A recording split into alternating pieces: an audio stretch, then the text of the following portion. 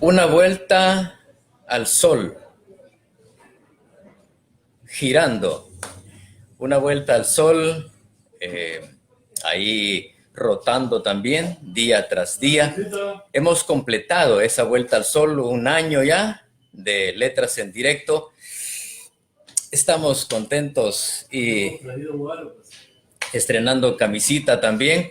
Le trajimos una Chito, pero Chito está muy grueso, muy cuadrado, que no le quedó, así que la vamos a tener que arreglar. Un año de Letras en Directo, lo celebramos con todos los miembros que de alguna manera van contribuyendo también al quehacer literario, disfrutando del verso, del cuento, de la novela, conociendo a tantos escritores que han desfilado ya por esta pantalla, ¿sí? El canal de Letras en Directo, donde siempre tenemos, ¿qué? Ondas literarias. Bien, esta vez quiero hacer unos agradecimientos previos a encontrarnos con el escritor Juan Antonio Canel. ¿Lo pueden ver ustedes? Allá anda atrás. Juan Antonio Canel. En unos momentos vamos a conversar con él, pero tenía algunas cosas pendientes. Esta vez quiero agradecer mucho a Tito Bassi. Tito Bassi ha estado contribuyendo con libros para que podamos obsequiar y algunas veces se me ha pasado avisar y anunciar. El sábado pasado le entregamos uno a la poeta Ruth Baides. Ahora ya se nos agotaron. Esperamos que nos llegue más, pero gracias Tito Bassi con Livingstone Forever. Por supuesto también quiero agradecer esta vez a el poeta Gustavo Bracamonte. Esta es la última obra. Gustavo Bracamonte también ha contribuido con una maletada de libros para que podamos compartir acá. Y anuncio también la llegada del último número de Zanates y Clarineros, quinta edición. Ya está disponible. La quinta edición de Zanates y Clarineros. También les aviso que acá en el centro, en el Parque Centenario, ahí por el portal, está la Feria del Libro Municipal para adquirir libros a buen precio. Bien, llamamos, primera llamada a Juan Antonio Canel. ¿Te venís por favor para acá? Vamos a ver qué onda con Juan Antonio Canel. Acá por favor, mi estimado. Gracias. ¿Cómo estamos? Bien, vos. Te agradezco por venir. No, vos gracias por la invitación. Por acompañarnos acá y vamos a comenzar por conocer unos datos tuyos que tenemos por acá. Vamos a ver, Juan Antonio Canel Cabrera. Por aquí, por donde quiera, decían, ¿no? Sí, pues. Está la fecha de nacimiento, pero dice pendiente de defunción. Claro, ese es el único dato cierto que tengo. Pendiente de defunción, fíjense ustedes. Bueno, escritor y periodista. ¿Dónde naciste, Juan Antonio? Fíjate que yo nací en el barrio La Reformita de la zona 12. Zona 12. Sí, todavía. ¿Y te has reformado algo? ¿Ah? No, vos. Creo que no. Por gusto. Por gusto. Sí. Bueno. Sí, yo fui el último hijo ahí que nació por comadrona en la familia. Ah, sí. Excelente. Pues bien, has publicado Incendio en el Monte de Venus. Sí. Ese fue en el 94. Sí, veamos la portada, Incendio en el Monte de Venus. Ya saben ustedes de qué significa eso de Monte de Venus, ¿verdad? Tu primera novela. No, en realidad es un libro de relatos, ¿no? Relatos. Sí. Correcto. Es un libro que, bueno, como ya no se vale ya no se vale arrepentirse, pero ya pues es mi primer libro, es un libro muy de principiante, Ajá. ¿verdad? Y yo creo que tal vez uno o dos relatos se salvan de ese libro. Bueno, Además, una prueba, ¿verdad? Sí. Luego de Incendio en el Monte de Venus, publicaste las novelas ¿Qué mirás? Sí. Que salió en el 2004. Sí, ¿Qué mirás? Aquí podemos mirar la novela ¿Qué mirás? 2004. Luego... Que de esa tenemos aquí también el afiche. El afiche que es casi la misma... a mí tapame, no te preocupes que... está ampliado. Eso no sí sé. Es. Bueno, la muerte se perfuma. Sí. Veamos la portada de La muerte se perfuma. Esta novela obtuvo premio. Sí, fíjate que con esa obtuve el Premio Centroamericano de Novela Corta en Honduras. Por cierto, allá se editó, allá se hizo, digamos, ¿verdad? Como parte del premio también, ¿verdad? Que por cierto la portada no me gusta mucho, pero bueno, ahí sí que como a caballo regalado, ¿no? Sí, sí, ellos mandan. Sí. Bueno, ¿y esta está agotada o hay...? Sí, está agotada. O sea, en realidad prácticamente todos los libros que he hecho están agotados. ¿Están agotados? Sí.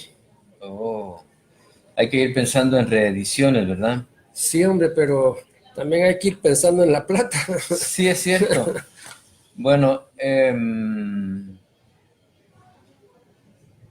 también vamos a... ¿Qué más tenemos acá?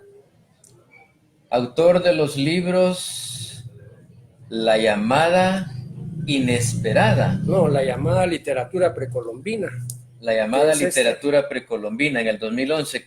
¿Este libro de qué trata? Mira, este es un libro de texto, bueno, es un libro que preparé precisamente para un curso en la universidad sobre, digamos, las manifestaciones, sobre todo orales, que se dieron antes de la llegada de los españoles, ¿verdad? Uh-huh. Entonces, tiene características de manual, ¿verdad? Igual que este otro que es el que le siguió, que es, eso lo tengo, el Wiri Wiri del descubrimiento, conquista y colonización de América, ¿verdad? Que es el que le sigue, que también tiene las mismas características. Este salió en el 2011. Ah, los dos salieron en el mismo año. Sí. Uh-huh. Okay. Entonces, los propósitos que tienen esos dos libritos son sí propósitos didácticos, ¿verdad? Más que todo. Perfecto. Luego, Casi biografía. Casi biografía. El alacrán es Juan en el 2012. Sí. Esa es esta. Este libro ¿qué es esto? Mira, es casi biografía. Sí, es un libro que hice sobre la vida de este luchador de lucha libre, ¿cómo se llama? Juan Villagrán Marín, pero todo el mundo lo conoce solo como el Alacrán, ¿verdad? Porque con ese seudónimo luchó. Entonces, me pareció interesante la vida de él, así que, digamos, no solo la lucha en el ring, sino que también la lucha que tuvo en la vida y que todavía está vivo. Y entonces, entre trago y trago nos sentamos ahí a platicar y salió este libro, ¿verdad? Ya, excelente. Luego, Quemón Chaval. Ah, sí, ese es un libro secundaria. Ajá, es un libro del que soy coautor, ¿verdad? Ahí sobre todo incluí muchos relatos también para niños, ¿verdad? Y el otro libro también que está en coautoría es Testimonios de Paz, que hizo la Fundación Pro Paz, ¿verdad? En aquellos tiempos. Bueno, y has colaborado mucho escribiendo columnas para periódicos como para La Hora y otros así, ¿verdad? Sí, la verdad que desde los 25 años comencé a publicar en los medios y hasta el día de hoy que sigo haciéndolo, tanto en ¿cómo se llama? En medios como periódicos, como también revistas, etcétera, ¿verdad?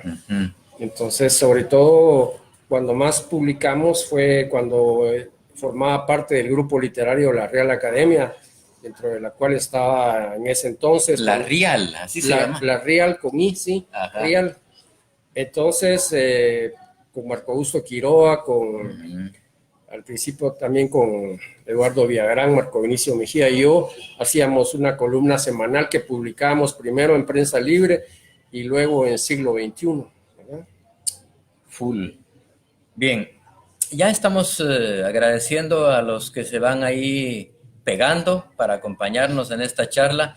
César Luna, Gerson Ortiz, Leo de Soulas, quien es fiel también, Violeta de León Benítez, gracias por estar acompañándonos. Bien, pregunta de cajón. Vos has sido un lector, pero de los meros pesados, ¿verdad? Contanos, hacenos un viaje así un poco ligerito, ¿dónde arranca, cómo arranca tu afición por la lectura? Bueno, yo si hubiese sido por los inicios que tuve como lector, yo creo que no me hubiera dedicado a la literatura, sino que tal vez sería sastre o alguna otra cosa, porque eh, yo aprendí a leer no por placer, sino por obligación. Mi papá me obligó a leer, pero me obligó en cierto sentido porque él los sábados llevaba aquí a Sabanonas del Imparcial, donde salían las primeras tiras cómicas que vinieron por acá. Uh -huh. Entonces yo me deleitaba y sobre todo me gustaba la de Tarzán de los Monos, pero me gustaba por dos razones. Una, porque me gustaba copiar los dibujos y otra también porque me gustaban los textos. A mí desde el principio siempre me gustó la aventura. Entonces, como mi papá vio que a mí me gustaba mucho eso, me compró un libro, Tarzán de los Monos, de Edgar Rice Burroughs, Uh pero -huh. en aquellas ediciones de la editorial Thor, que un papel periódico grueso, con una tinta que parecía impresa de mimeógrafo, total que costaba un tubo leer esas cosas, y entonces mi papá me obligaba a que yo leyera, y el problema es de que yo tenía que darle cuenta cuando él llegara de lo que había leído, y si no leía, pues entonces me caía una penqueada, ¿verdad? Ajá. Así fue como comencé, por eso te digo que yo comencé a leer por obligación, pero luego de que terminó ese libro, me llevó Los últimos días de Pompeya, y ese sí ya lo leí con placer. ¿En qué año estamos ahí, más tu edad? ¿En Hoy qué? estamos hablando de cuando yo tenía unos 10, 11 años. 10, 11 años. ¿Cómo? Ajá. ¿Repetí el título de la obra? Los últimos días de Pompeya. De, Entonces, ¿cómo se llama? de Bulwer Lytton, ¿Ah? de este Bulwer Lytton. Y después vino otra cuestión. Cuando yo realmente me entusiasmé fue cuando terminé de leer Los últimos días de Pompeya Yo y sé sobre los emperadores de Roma. Ese es el eh, libro, ¿no?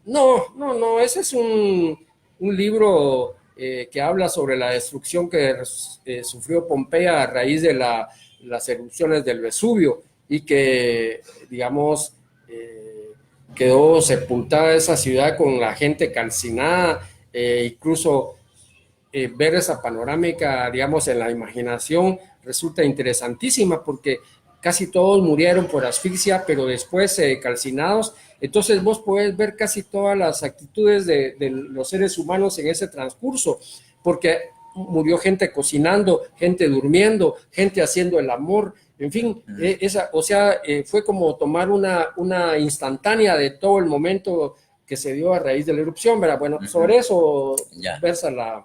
va, perfecto. Y entonces, luego de ese también te evaluó tu papá, ¿no? No porque ahí ya me gustaba leer, Ah, va. pero sucedió una cosa muy interesante, que luego de ese libro, mi papá me llevó, digamos, Los Miserables de Víctor Hugo, y esa sí No fre...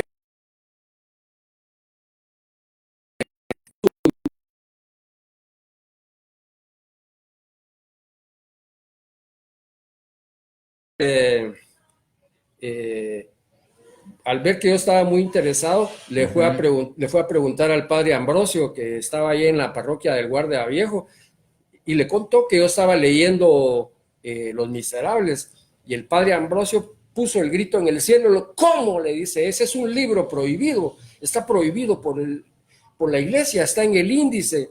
Entonces mi papá se fue volado, me quitó el libro que yo estaba leyendo y ahí mismo lo deshojó y lo quemó, y es más, quemó el segundo tomo. Pero a mí, lejos de disminuir ese interés, me creció. Luego de eso me fui a estudiar para cura al seminario, pero ahí menos que iba a lograr leerlo, ¿verdad?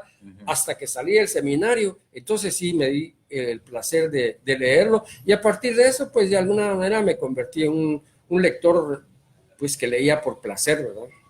Súper. Mencionanos otros títulos, solo títulos con algunos autores que hayan sido de tus favoritos. Bueno, quizá uno de mis autores favoritos, aunque ya lo leí tardíamente, es Balzac. Digamos, ha sido para mí un autor que lo he sabido valorar últimamente, y sobre todo me gusta esa forma como él narraba, que comenzaba por el centro y después iba expandiendo la narración, es decir, comenzaba a hablar, por decirte, de Tours, el lugar donde él nació, ¿verdad? Y después se iba extendiendo y se extendiendo hasta que abarcaba todo el panorama, y entonces París y etcétera, ¿no? Y entonces ya hacía mover sus personajes en esos ambientes. Entonces esa cosa es fascinante porque te lleva y te arrastra con un interés realmente maravilloso, ¿verdad? Entonces a mí él es uno de mis autores favoritos, ¿verdad? De ahí, de los autores que, digamos, yo he leído también con mucho interés y que en alguna medida también me han ayudado para mi tarea como escritor, han sido, por ejemplo, Faulkner, Steinbeck, y sobre todo esos escritores de la generación perdida gringa, ¿verdad? Y luego, digamos, los autores guatemaltecos como Asturias y los cuentistas que vinieron desde los años 30 para adelante, ¿verdad? Me asombraron. Y después lo que terminó de darme la puñalada del interés fue, digamos, toda esa eclosión que se dio a partir del boom literario que se dio sobre todo en Sudamérica. Formidable. Bien. ¿Qué proyectos tenés? ¿Qué hay inédito por ahí que nos puedas sorprender? ¿Hay algo a corto plazo? Bueno, de hecho yo tengo 3 novelas inéditas, ¿verdad? El problema es de que no he tenido los medios para publicarla, y además tengo otros libros, y ante la dificultad para publicarlos, entonces encontramos una cuestión que es, por ejemplo, publicar por entregas, que es lo que estoy haciendo ahorita en la hora. Estoy publicando un libro que se llama Quiroa, un recorrido por su vida. Entonces, más o menos cada 3 semanas publico una entrega, ¿verdad? Y pues ahí va a salir, vamos por la 5ª entrega, yo creo que van a llegar a unas 12 o 15, etcétera, ¿verdad? Entonces, esa ha sido una forma que encontré para publicar, ¿verdad? Y además que publico colaboraciones en revistas, sobre todo en La Códice, a veces también en La Hora, etcétera, ¿verdad? Que ya como dejé de ser columnista, entonces, pero después de algunos años, digamos, eso me ha hecho una falta enorme, porque ponete, yo fui columnista, la última tarea que hice como columnista fue en nuestro diario, que fui columnista durante 11 años, publicando 2 columnas semanales, etcétera. Entonces, después, al retirarme de ahí, pues eso me dejó un enorme vacío, pero de alguna manera lo he llenado escribiendo todos esos. Tengo varios libros, y sobre todo también me he dedicado a investigar sobre el idioma que hablamos los chapines. En medio de eso, el trompabulario chapín, ¿verdad? Ya, vamos a hablar de esto. Te iba a preguntar, yo tengo algunos libros con historias. El libro que nos pertenece, de alguna manera, se conecta con una historia personal. Por ejemplo, un libro que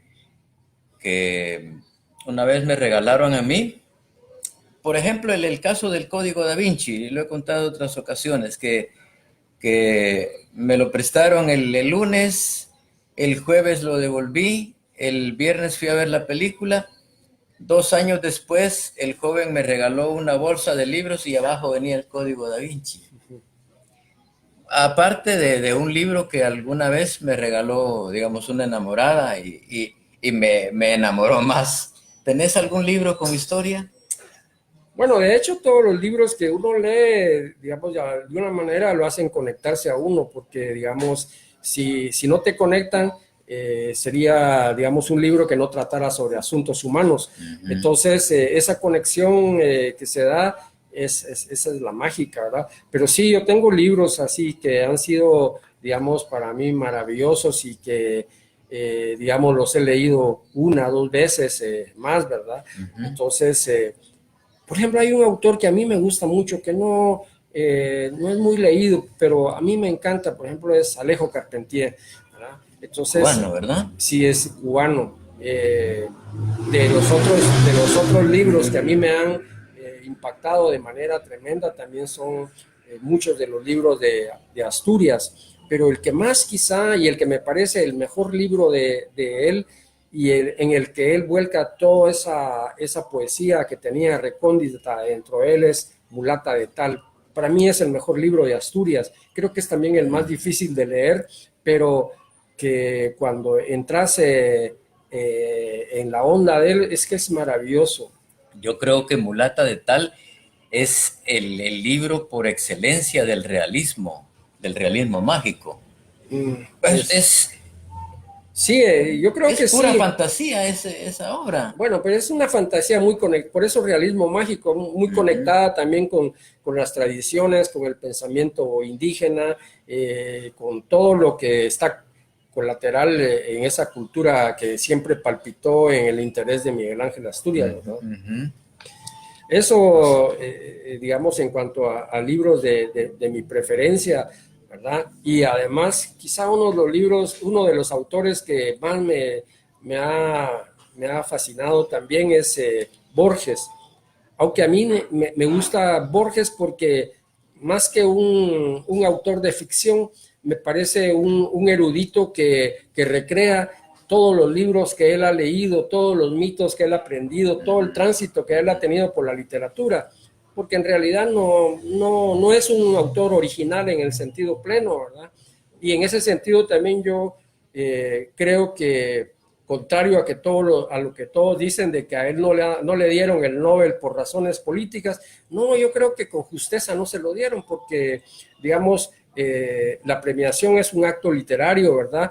Y yo creo que Borges no cumple esa cuestión de ser original. Él mismo se confiesa plagiario, él mismo se confiesa heredero de anécdotas y todos que después se las recrea, ¿verdad? Entonces yo creo que eso, desde mi punto de vista, fue el motivo principal por el cual a él no le dieron el Nobel, ¿verdad? Bueno, había olvidado mencionar que formás parte del PEN. Sí. Háblanos un poquito del PEN. ¿Qué significa PEN? Bueno, mira, ha significado varias cosas, pero digamos en la actualidad se maneja la cuestión de poetas, ensayistas y narradores, ¿verdad? Aunque también se ha incorporado los periodistas, ¿verdad? Es una organización mundial que tiene su sede en Londres y que, digamos, su preocupación básica, su interés básico es la defensa de la libertad de expresión, tanto periodística como de autoría literaria, ensayística, etcétera. O sea, esa es la lucha fundamental para que, digamos, escribir llegue a ser un derecho fundamental y respetado, ¿verdad? Entonces, esa es, en pocas palabras... ¿El PEN tiene sedes en muchísimos países o no? Sí. ¿En los centroamericanos? Bueno, Centroamérica está aquí en Guatemala, en Honduras, en Nicaragua, nada más en esos tres países. 3 países, sí. Ajá. ¿Y en Sudamérica? Bueno, en Sudamérica sí hay muchos países. Yo creo que están casi todos los países de Sudamérica incluidos porque están Paraguay, Bolivia, aunque Bolivia creo que tiene solo un miembro, pero Brasil, Argentina, Colombia, Venezuela, ya te lo mencioné, Uruguay, etcétera, ¿verdad? Chile. ¿De qué manera el PEN interviene en defensa de algunas violaciones a la libre emisión del pensamiento de periodistas o de escritores? Bueno, un primer paso con el que se actúa es la denuncia, o sea, denunciar en el medio en el que se producen las violaciones al derecho a la libertad de expresión. Entonces, por ejemplo, si aquí en Guatemala se comete una violación, nosotros la denunciamos, pero no solo la denunciamos aquí, sino que también internacionalmente a través de todos los canales de PEN Internacional se mueve. Y denunciándolo, pero a través de publicaciones. Presiones políticas también, etcétera, ¿verdad? Porque, digamos, el PEN no es solo una organización de denuncias, es también una organización de lucha, de presión para que se respeten esos derechos, ¿verdad? Claro, nos hace falta mucho, pero lo ideal es también que el PEN llegue a tener un poder político en el sentido de que luche solo por eso y que su voz tenga un peso como lo tiene en realidad, ¿verdad? Porque incluso tiene representación en la ONU, la UNESCO, etcétera. Entonces es una institución a la que se le consulta, etcétera, ¿verdad? Por ejemplo, ahora una de las cosas más recientes sobre las que se está trabajando ahí sobre los derechos lingüísticos. Derechos lingüísticos, sí. No solo nacionales. No, o sea, el derecho que todo ser humano tiene de manera inherente, ¿verdad? Por el hecho de ser humano, ¿verdad? Exactamente. Bueno,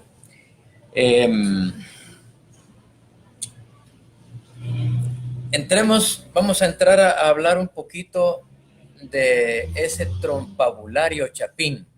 Antes leemos un poco acá. César Luna dice: el sueño de un poeta es ser editado. Lastimosamente las editoriales son comerciales. Pero se debe luchar y soñar, y a medida que el sueño crece, no dejar de luchar. Saludos al poeta Juan Antonio Canel y felicitaciones a Rómulo por el primer aniversario de Letras en Directo. Buena onda, César Luna. Hay que mojarlo. Sí. Gustavo Bracamonte también nos está acompañando. Sí. Tavo es el actual presidente del PEN. Sí, él es el presidente del PEN en la actualidad, sí. ¿Y esa presidencia es rotativa? Bueno, cada 2 años se convoca una asamblea general y entonces ahí se elige a la nueva directiva, ¿verdad? Ah, perfecto. Mayra Navarijo también nos acompaña. Hola, Connie, gracias.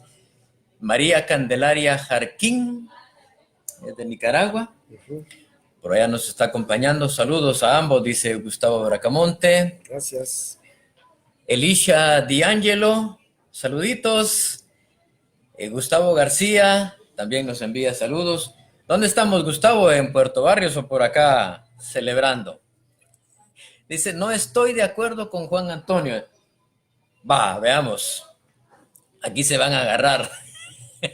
Sobre Borges, vamos a ver qué dice Tavo. Creo que si lo has leído y si tiene base su razón argumental, pero decir que Borges no creó nada es también una perogrullada.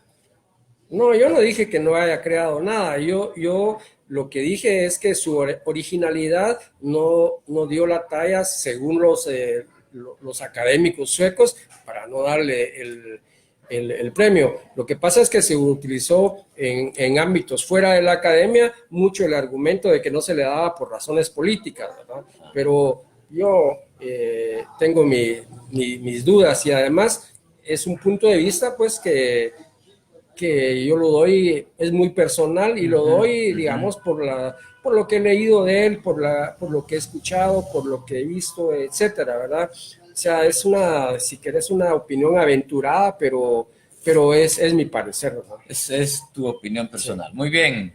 Gustavo, que sí está en Puerto Barrios, dice, allá en Izabal, lloviendo, me imagino, no sé, de repente, acá ha caído lluvia también esta mañana. Saludos, Gustavo García. Saludos a Gustavo también. A Gustavo Bracamonte también. doble tabo, Sí, al cuadrado. Ajá. Hablemos entonces del trompabulario Chapín. El trompabulario Chapín, que cuando lo vi, el título dije primero, este es para que maltratemos a Trump. De repente, ¿verdad? Sí, Bueno, como que fue una premonición, ¿verdad? Porque el trompabulario Chapín yo lo comencé a hacer hace aproximadamente unos 20 años. Es un trabajo de mucha paciencia, de mucha búsqueda, de mucha lectura, de mucha preocupación también por... ¿qué es el trompabulario Chapín? Bueno, a eso iba. Bueno, el trompabulario Chapín en sí es un trabajo que yo he hecho para dejar testimonio de la manera como habla el guatemalteco en la actualidad, el guatemalteco urbano sobre todo, aunque digamos, porque es el ámbito en el que yo me muevo, ¿verdad? Sin embargo, también recoge las ruralidades y todos los ámbitos. El trompabulario de Chapín es también, sobre todo, un testimonio de lo que han escrito periodistas, escritores, etcétera. O sea, cada palabra que va, cada vocablo que yo incluyo, está ya citado en algún libro. Por ejemplo, puñetazo o puñetero, que es una cuestión muy propia nuestra, aunque como digo, no todo lo que nosotros hablamos es una manera original, pero se ha vuelto peculiar en nosotros, ¿verdad? Entonces la usamos. Yo generalmente al incluir el vocablo, incluyo ejemplos de uso, ¿verdad? Entonces, ¿en qué libro fue dicho? ¿En qué revista? ¿En qué fecha? O sea, incluyo toda la bibliografía. Además, trato también de que cada vocablo vaya ilustrado, ¿verdad? He dejado de publicarlo, ya tengo varios meses, primero por razones técnicas y después por cuestiones de ocupación, pero digamos el trabajo que tengo es inmenso, ¿verdad? Entonces lo que he publicado es una cuestión que la he hecho por entregas, así, porque también no ha sido posible la publicación. En prensa, es decir, el libro en físico no está. No. Has venido acumulando material desde hace 20 años. ¿Cómo surgió la idea? ¿Cómo se te ocurrió? Bueno, como muchas de las cosas que suceden así afortunadas se dan en el ámbito de la cantina, ¿verdad? Entonces, esa cuestión, cuando yo comencé a relacionarme con algunos escritores, por ejemplo, como Marco Augusto Quiroga, ese despertar para mí del lenguaje popular, del lenguaje así, del lenguaje de la calle, a mí me cautivó y realmente me encantó todas esas peculiaridades que de alguna manera cada vocablo lleva a tuto sobre la guatemalidad, ¿verdad? Sobre la comida, los aromas, posiciones sexuales, cómo se nombran, en fin, casi todo el ámbito humano, ¿verdad? Que tiene su manera muy peculiar, es algo así como cuando uno cantinea a alguien, ¿verdad? Uno tiene su manera peculiar de cantinearse a la chava, otros lo harán de una manera muy distinta, cada quien tiene su peculiaridad que también responde a su ámbito, a su conocimiento, a su cultura, a su ternura, en fin, a casi todo eso humano que a uno lo mueve, ¿verdad? Has descubierto algunas expresiones que sí son muy originales de Guatemala. El caso de a todo coche se le llega su sábado, ¿será nacional? No, esa es una expresión muy vieja, esa viene desde los tiempos españoles del siglo de oro. Yo creo que ¿cómo se llama? El arcipreste de Ita ya lo menciona, no estoy seguro, pero es una expresión muy vieja, ¿verdad?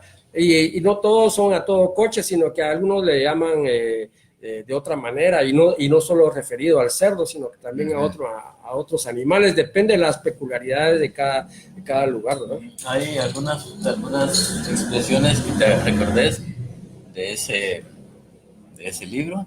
¿De cuál libro? Del trompabulario. Ay, joles. Bueno, casi todo lo que hay, ¿verdad? Por ejemplo, vos, ¿dónde hace? Si vos salís a otro lado, vas a decir, echémonos un trago, pero no así echémonos un alipuz, echémonos un cuto, echémonos, o sea, todas esas cosas son muy propias nuestras, ¿verdad? Por más que te entiendan, pero son peculiaridades muy nuestras, ¿verdad? Ujú. Y abundan en las comidas, en los aromas, digamos, hasta, por ejemplo, en las comidas, bueno, el pulique, el quichón en Quetzaltenango, Los nombres, los como nombres el caquic. caquic, o sea, que son muy peculiares Ujú, nuestros, ¿verdad? ujú. Bueno, ¿por qué no ha sido posible publicar el trompabulario, Chapín? Bueno, solo en texto es un libro que tiene en la actualidad más de 1000 páginas. Aparte, hay que considerar unas 2000 páginas más de ilustraciones. Entonces, eso Madre santa. es un libro muy voluminoso. Además, es un libro que cada día se enriquece, ¿verdad? Con nuevos vocablos, con Ujú. nuevas expresiones que voy añadiéndole, ¿verdad? Esa es una de las principales razones que, que no, por la que no se ha publicado. En principio lo iba a publicar la Universidad Rafael Aldívar, pero después se echaron para atrás y ya no fue posible, ¿verdad? Sí, pues es muy voluminoso, pero se me ocurre que puede trabajarse en varios volúmenes, ¿no? Sacar uno de 500 páginas, después otro, el tercero, el cuarto. La verdad es que ya dejó de interesarme la idea de publicarlo, ¿verdad? Así en libros. Ajá. Entonces, solo esta tregua que he tomado ahora para esas cosas que tengo que hacer, pero pienso pronto reanudarlo, sobre todo en el Facebook, que era donde lo estaba publicando diariamente, publicaba un vocablo con su ilustración, etcétera, ¿verdad? Y además con ilustraciones peculiares, jodonas, chingonas, etcétera, ¿verdad? No la tradición, la ilustración así tradicional de una foto, aunque también hay fotos, ¿verdad? Pero sobre todo el trompabulario, yo desde el principio siempre quise dotarlo de humor, ¿verdad? Que Ajá. es una característica que tenemos los chapines de dotar a casi todas las cosas de humor, aunque sea negro, ácido, mordaz, pero humor al fin, ¿no? Yo le pregunté a Gustavo García que si está lloviendo en Puerto Barrios y dice, un solazo de la gran puta. Bueno, Bueno, sería peor si fuera de la gran puta y sus acompañantes. hablemos un poco de la novela premiada en Honduras.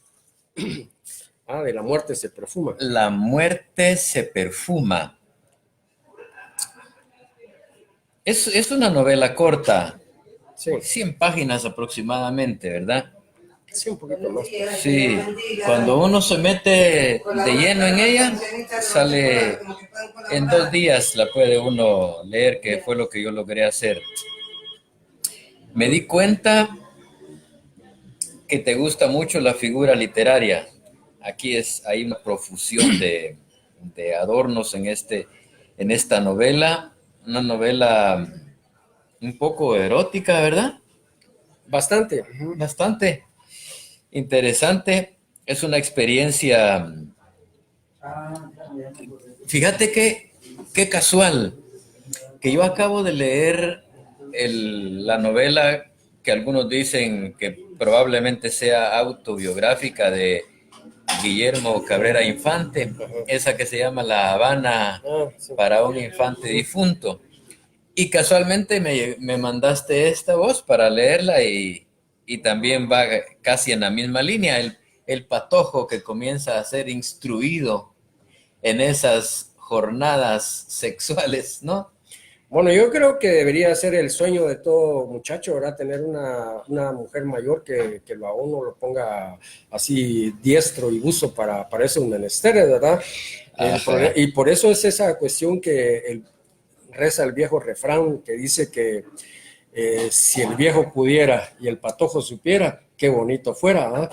Entonces, uno siempre debe considerar, si llega a tener de patojo una mujer mayor que lo instruya, eso debe considerarse como una bendición de Alá, ¿no?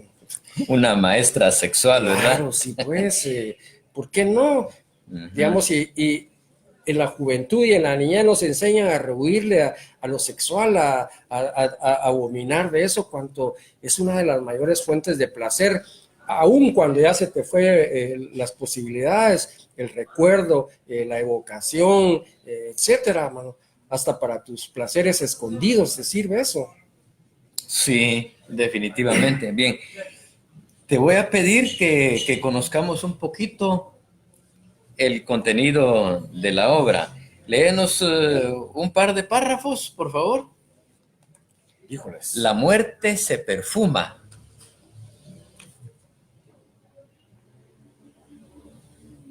A ver con qué nos sorprendes por ahí. Bueno.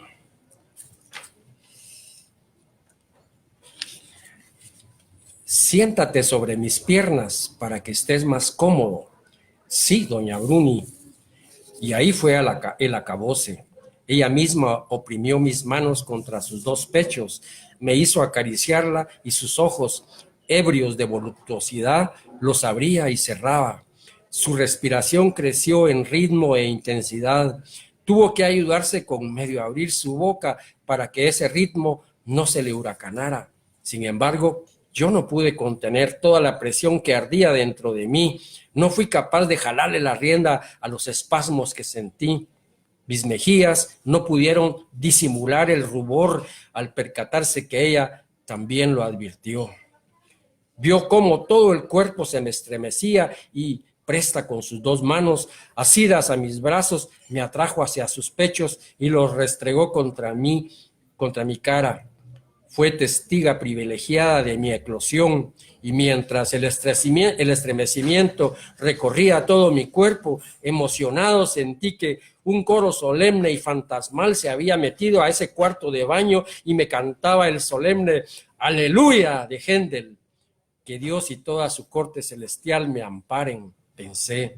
En ese momento no pude ser el Marco Polo aventurero, tan veneciano y familiarizado con mi hídrica ancestralidad, corriendo insosegado por los más desafiantes peligros. Solo atiné a ser una mínima góndola, arrastrada al mar abierto por mis propias tempestades.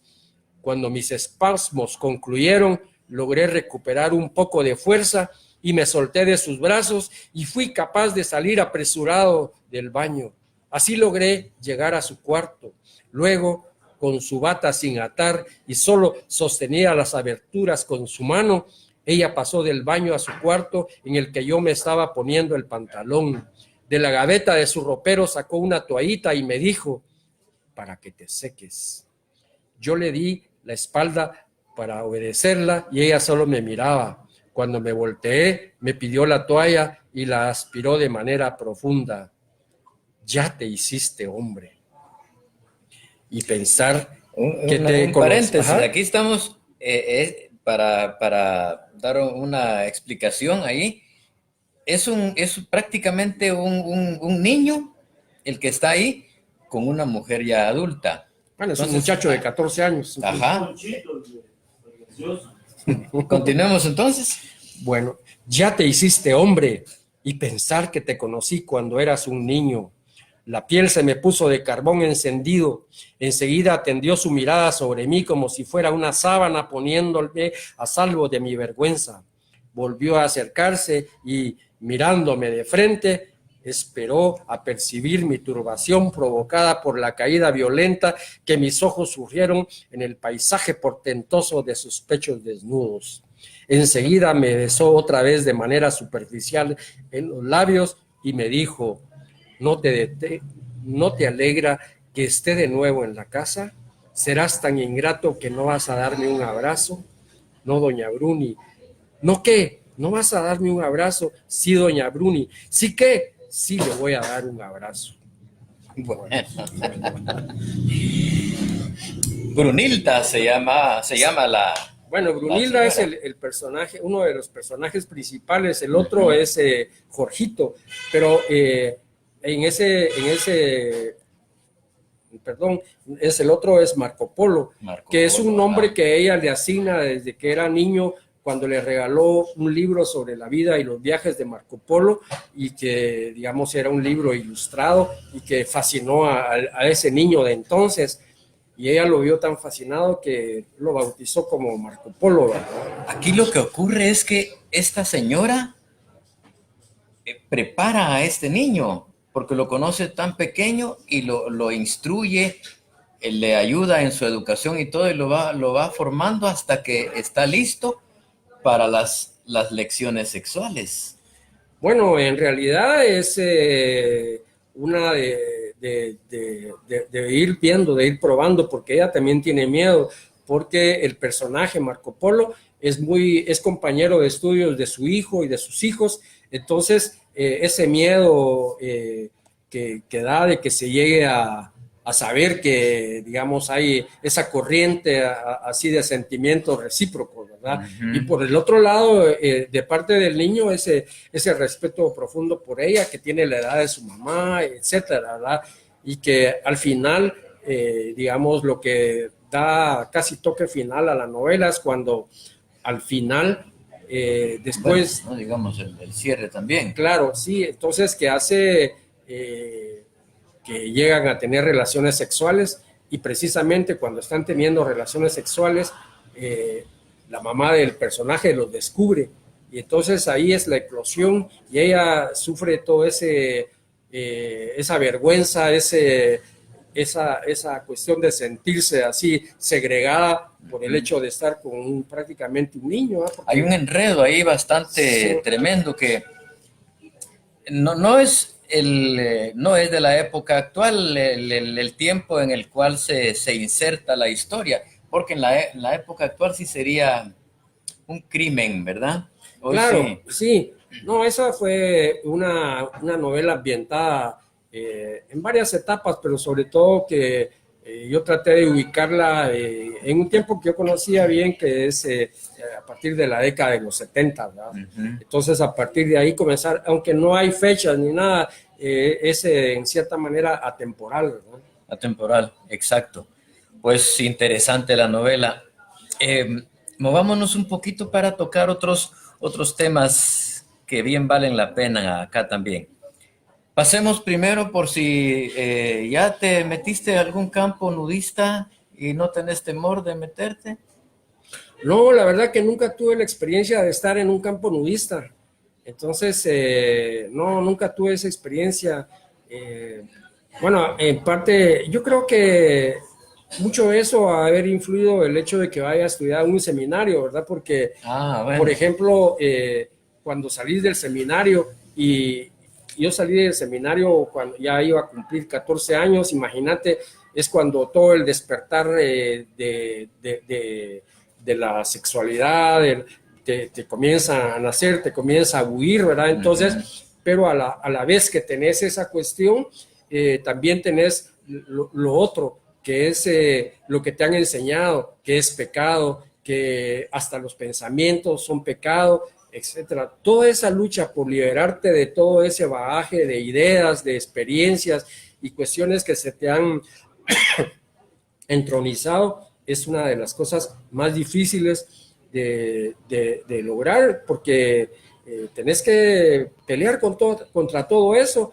Y entonces yo creo que lo único que puede ayudarte en ese sentido es la lectura, el estudio, el conocimiento de otras experiencias a través de la lectura, el conocimiento de otras vidas a través de las biografías, en fin, el entusiasmo que te va provocando el placer de la lectura y que te va empujando también a juzgar con espíritu más crítico todas las ideas que te han acompañado, ¿verdad?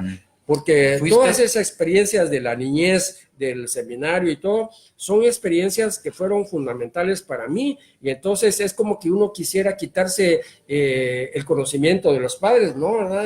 Ahí está la manera como te educaron, como te cachimbearon, como te fueron llevando para que salieras a la vida. Fuiste seminarista entonces. Sí, hombre. Pero, ¿estabas preparándote para sacerdote también? Sí, de hecho... no la misma época de Gustavo Bracamonte, ¿no? No, yo estuve con porque los dos pervertidos, me imagino yo que... terminaron por cortar esa carrera. No, bueno, yo no me considero un pervertido. Al contrario, me considero un santificado. Claro, sí. Me llegas también. En el sentido de que ya, todas las cosas te santifican, ¿verdad? El placer, el sexo, todo eso es una bendición que vos recibís de la vida, ¿no? Y entonces el que la elude, el que se aparta, sabe lo que se está perdiendo, ¿no? Es otro concepto, fíjate vos, verlo desde otro ángulo, me parece. Bien, actualmente estamos viviendo, bueno, en el mundo, los africanos que se trasladan, arriesgan su vida atravesando el Mediterráneo hacia Europa, y ahora en Guatemala, a través de Guatemala, están atravesando los hondureños en esas caravanas, en esos éxodos tremendos. ¿Cuál es tu opinión acerca de esta situación que estamos viviendo? Bueno, o sea, el mundo desde que comenzó ha sido digamos, un continuo trajinar de migraciones, ¿verdad? O sea, desde que comenzaron se fueron buscando qué era, por qué migraba uno, por buscar mejores condiciones, por ejemplo, que allá no habían búfalos, que era la carne que te gustaba, bueno, a buscar lugares donde hubiera búfalos, que allá no había tal y tal, a buscar eso, ¿verdad? Entonces, hasta que logró de alguna manera volverse sedentario, y entonces ya comienza el proceso de la urbanización, pero también la urbanización tiene otros aspectos que son atractivos para quien no tiene esas posibilidades. La vida es un continuo migrar.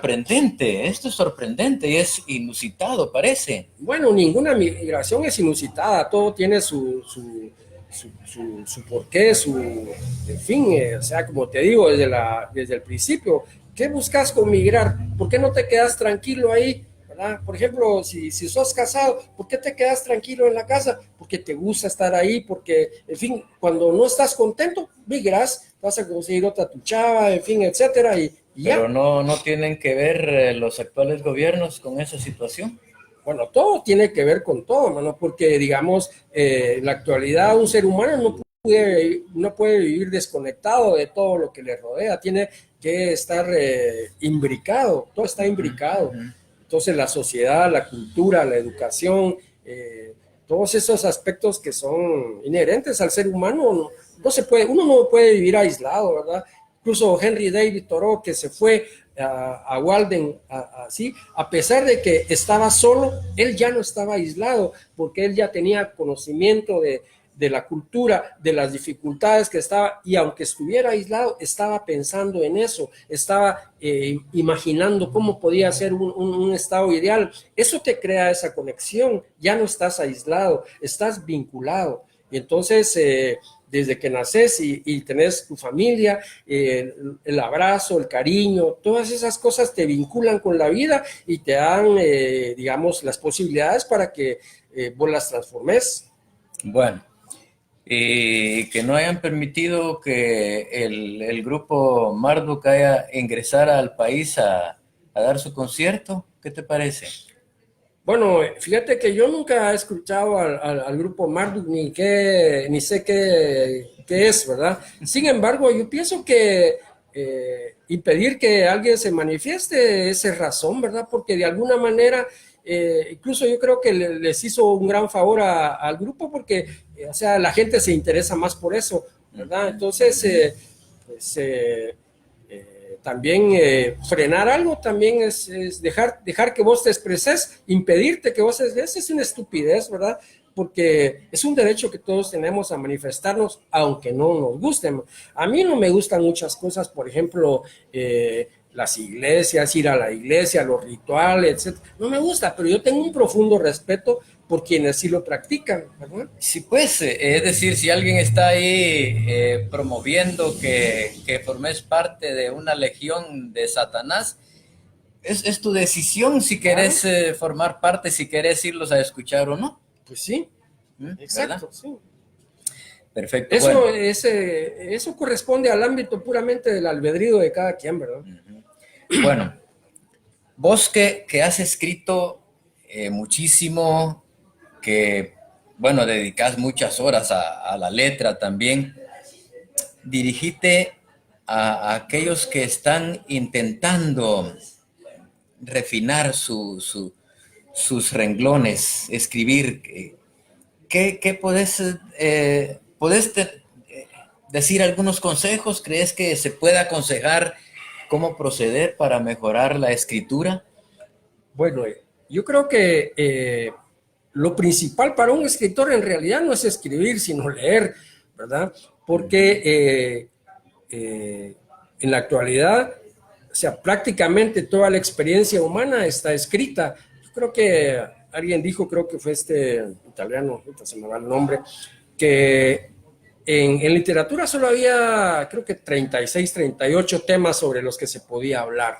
Por ejemplo, el amor, la solidaridad, el odio, etcétera, ¿verdad?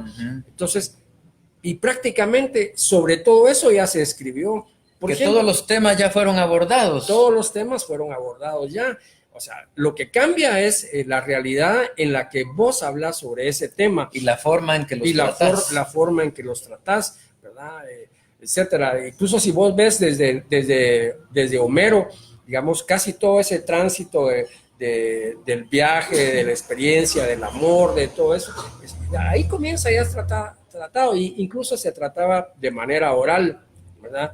Y esa oralidad también, que fue tan maravillosa, porque se valía para que no se olvidaran las cosas, por ejemplo, de recursos mnemotécnicos tan importantes como la repetición. O sea, por eso a veces cuando uno lee esos libros antiguos de versos y que dice, pero si ya se está repitiéndose, pero era un recurso mnemotécnico que le servía magníficamente a la oralidad para que lo fundamental, los mitos, las leyendas y todo, lograran pasar a través de las mentes sin que fuera olvidada, sin que esa tradición fuera abolida por el olvido, pues. Fíjate que creo que es bueno que hayas mencionado lo de los temas, porque mientras argumentabas o explicabas, estaba pensando yo que esta realidad virtual que de alguna manera se está viviendo ahora está dando lugar a un nuevo tema, como lo de la cuestión cuántica también que ahora se está tratando. Probablemente se estén abriendo posibilidades a tratar nuevos temas. Bueno, yo creo que, digamos, todos los elementos técnicos, todas las cosas que surgen, no necesariamente te van a dar, digamos, otros temas, te van a dar otras experiencias, pero, por ejemplo, vos puedes hablar, digamos, por decirte, hablar de un amor cuántico, ¿verdad? Que plum, esto se repercute allá y todo. El tema es el amor. Claro, estás hablando sobre lo cuántico y toda la cosa que es una experiencia humana, pero en sí, la experiencia de la que estás hablando, el tema del que estás hablando es el amor. Pero también puede ser de las influencias de ese medio. Es que todo te condiciona. Por ejemplo, digamos, vos ya no vas a tener la experiencia de cazar un búfalo porque, digamos, en esta urbanidad, ¿cómo? Sin embargo, en los principios tenías que ser ducho en eso, era la técnica que tenías que usar para sobrevivir. Por ejemplo, tenías que ser experto en hacer lanzas, aunque no fueras ahora un técnico, pues, ¿verdad?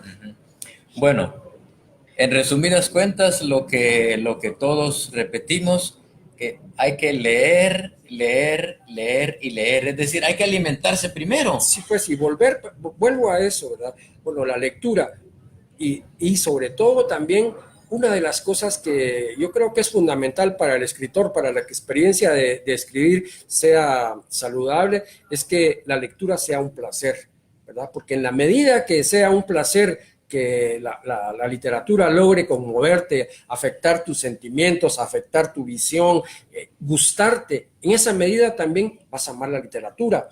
Entonces, el escritor primero, pienso, debe leer, sobre todo, comenzar leyendo novelas de aventuras y de amor. Esas novelas de aventuras y de amores, precisamente, para mí fue la puerta para entrar a la literatura. Y luego, es como un albañil. O sea, un albañil no puede construir un muro si no tiene su nivel, si no tiene su plomada, si no tiene cuchara, si no tiene mezcla. O sea, todos esos elementos técnicos son importantes. Entonces también el escritor, ¿verdad?, en su tarea tiene que nutrirse de esos elementos técnicos, como por ejemplo estudiar cómo trabajar el personaje, los ambientes, los puntos de vista, las rupturas de tiempo, etcétera, los personajes, cómo definir el personaje, cómo definirlo, integrarlos con el ambiente, con las circunstancias. Todo eso es la técnica que un escritor necesariamente debe saber, ¿verdad? ¿Verdad? Por más que siempre hay gente genial, ¿verdad?, que puede saltarse. Pero la técnica también, esto está muy repetido. En la medida que vos la conozcas, la puedes subvertir, la puedes mandar a la chingada. Tienes que conocer, es como que vos conozcas el terreno, ¿verdad? Y sabes que hay una zanja y vas corriendo, pero como ya conoces el terreno, te puedes saltar esa zanja sin caerte. Pero si no lo conoces, te caes y te vas a meter un cachipazo de la chingada. Sí, ese leer, esa lectura cotidiana va bien amarrada con el enriquecimiento del vocabulario, ¿verdad? Hay que incorporar nuevos términos con más frecuencia, porque lo que hemos hablado en otras ocasiones es que el joven, muchos dicen el joven actual, no pasa de dominar 400, 500 palabras. Hay que acrecentar ese vocabulario. Bueno, pero esa es una cosa que también se da de manera inherente. Si te gusta, si sentís placer por la lectura, obviamente te vas a ir enriqueciendo de nuevos vocablos, de nuevas visiones sobre el mundo, de nuevas experiencias vitales, de nuevos saberes, ¿verdad? Entonces, eso te va dando los insumos para tener un vocabulario más amplio, para tener una manera de expresarte mejor, de expresar mejor tus ideas, de lograr que, digamos, puedas tener impacto en el lector y que el lector te siga. Porque a eso esa es la aspiración de todo escritor, que te lean, pues. Pero si no conoces la técnica, si no sabes usar las comas, los puntos y comas, y en pocas palabras, si no sabes la gramática elemental, entonces no vas a tener ese dejo de atrapar a los lectores, ¿no? Bien, vamos a cerrar. Te pregunto, ¿quisieras leer un texto distinto o volvemos a La muerte se perfuma? No, como ustedes quieres, leo un parrafito del Alacrán. El Alacrán, perfecto. Este es un libro, como les dije al principio, que es una especie de biografía que hice yo sobre el luchador, el Alacrán. Y voy a leer un parrafito solo de lo que motivó esta cuestión. Ajá. Dice: abro la puerta para salir a la calle, siento un aire muy fresco que pasa corriendo y, como cartero atrasado en su recorrido, me deja miles de mensajes remitidos desde mi infancia. Volteo mi cara para ver la dirección de su camino, pero solo observo la perspectiva diluyéndose en un paisaje hecho con pinturas de un impresionismo vaporoso. Hago una inspección por las paredes de mi vida y advierto: así como hoy lucen tapizadas por la literatura, durante los años de mi infancia y toda mi adolescencia estuvieron preñadas de afiches con luchadores, fotos autografiadas, revistas de lucha libre, los grafitis insolentes y máscaras de seda cubriendo a veces mi cara para sentirme héroe en medio de la pobreza que me rodeaba. Todas mis divagaciones estaban orientadas a convertirme en el redentor de la familia, en la salvación del barrio y en el orgullo de mi país. Esa era una de las vivencias primarias, así que a mí me atrajo escribir sobre un luchador, porque yo cuando fui patojo no me perdía una lucha ahí en el gimnasio, ¿verdad?